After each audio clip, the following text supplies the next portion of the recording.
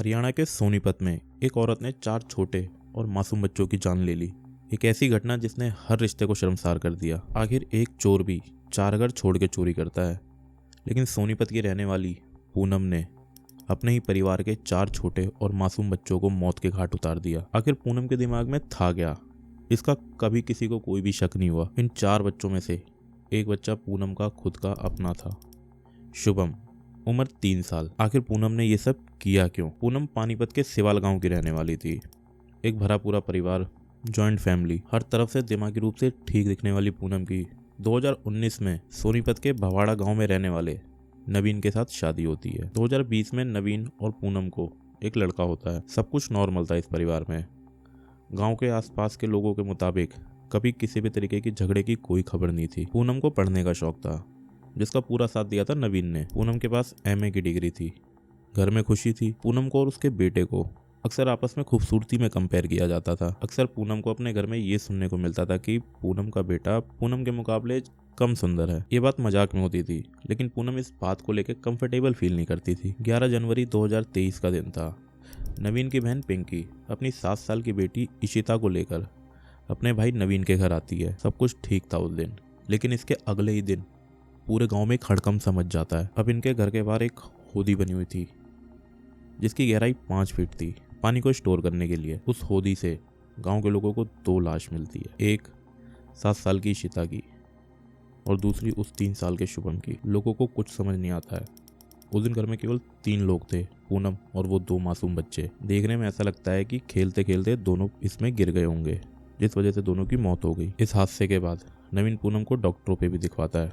उसको ऐसा लगता है कि कहीं बच्चे की मौत की वजह से डिप्रेशन जैसी बीमारी पूनम को घेर ना ले और ज़िंदगी फिर से चलने लग जाती है। 2024 में इन दोनों को फिर से एक लड़का होता है, जिसका नाम ये लोग शुभम ही रखते हैं। लेकिन 2025 में फिर से कुछ ऐसा होता है जो इस पूरे परिवार को शॉक में डाल देता है। 18 अगस्त 2025 को पूनम अपने चचेरे भाई दीपक के पास सिवा गाँव वापस जाती है। दीपक का परिवार काफ़ी शांत था। दीपक अपनी पत्नी और 10 साल की बेटी जिया के साथ शांति से रहता था।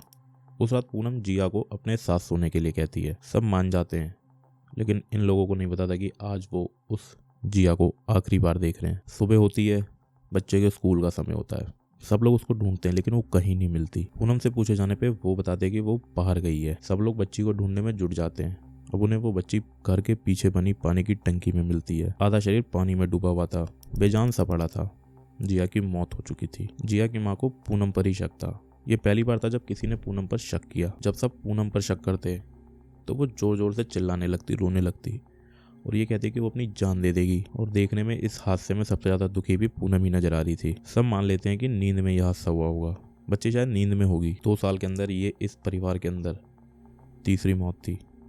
लोगों को शक तो हुआ था, लेकिन वो पुलिस के पास नहीं गए। इस हादसे से उभर ही रहे थे कि एक फंक्शन आया दिसंबर के महीने में। तारीख थी 1 दिसंबर 2025 की। पूनम और नवीन एक शादी को अटेंड करने के लिए पानीपत के नौलता गांव में गए थे। शादी का माहौल था।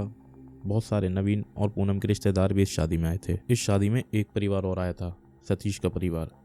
सतीश रिश्ते में पूनम का जेठ था। सतीश की 6 साल की बेटी थी, जिसका नाम विधि था। अब सब लोग शादी में जाने के लिए बिल्कुल तैयार थे, लेकिन पूनम एंड मौके पे तबीयत का खराब होना बताकर शादी में नहीं जाती। सब तैयार थे, निकलने वाले थे।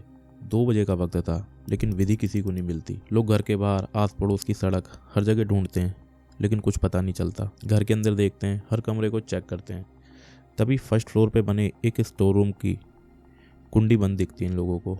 थोड़ा सा शक होता है। जैसे ये लोग कुंडी खोलकर अंदर की तरफ देखते हैं तो विधि का सर एक टब के अंदर डूबा हुआ था। ये मंजर सभी लोगों को सन करके रख देता है। लोग जल्दी से बच्ची को उस टब से बाहर निकालते हैं और पास के ही सिविल हॉस्पिटल में लेकर भागते हैं, लेकिन डॉक्टर इस बात को कंफर्म करते हैं कि विधि की मौत हो चुकी है। अब ये इस परिवार के अंदर चौथी मौत थी। विधि के दादाजी पाल सिंह, जो कि खुद एक रिटायर्ड पुलिस ऑफिसर रह चुके हैं, उनको शक होता है।